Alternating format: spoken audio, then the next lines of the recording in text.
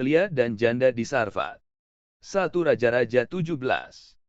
Tetapi sesudah beberapa waktu, sungai itu menjadi kering, sebab hujan tiada turun di negeri itu. Maka datanglah firman YHWH kepada Elia. Bersiaplah, pergi ke Sarfat yang termasuk wilayah Sidon, dan diamlah di sana. Ketahuilah, aku telah memerintahkan seorang janda untuk memberi engkau makan. Sesudah itu ia bersiap, lalu pergi ke Sarfat. Setelah ia sampai ke pintu gerbang kota itu, tampaklah di sana seorang janda sedang mengumpulkan kayu api. Ia berseru kepada perempuan itu, katanya, cobalah ambil bagiku sedikit air dalam kendi, supaya aku minum.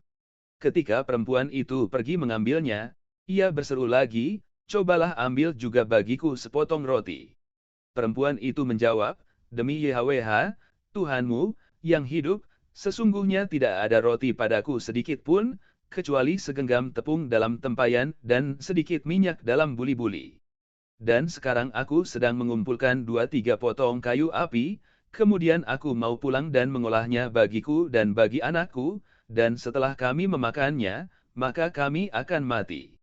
Tetapi Elia berkata kepadanya, janganlah takut, pulanglah, buatlah seperti yang kau katakan, tetapi buatlah lebih dahulu bagiku sepotong roti bundar kecil daripadanya, dan bawalah kepadaku, kemudian barulah kau buat bagimu dan bagi anakmu.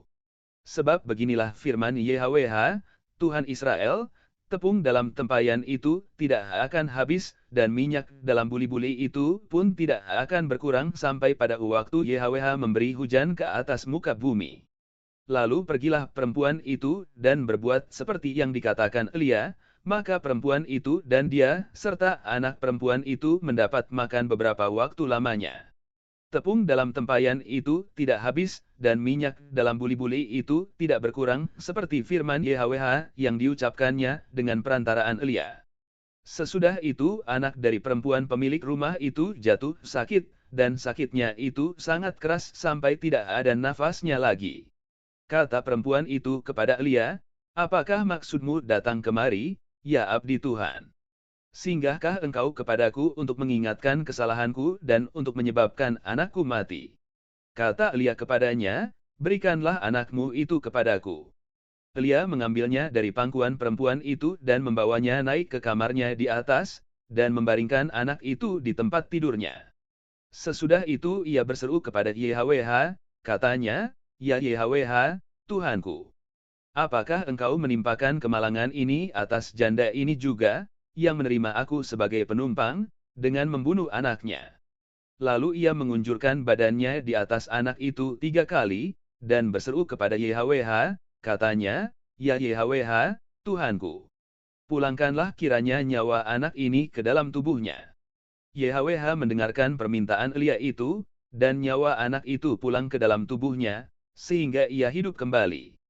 Elia mengambil anak itu, ia membawanya turun dari kamar atas ke dalam rumah dan memberikannya kepada ibunya.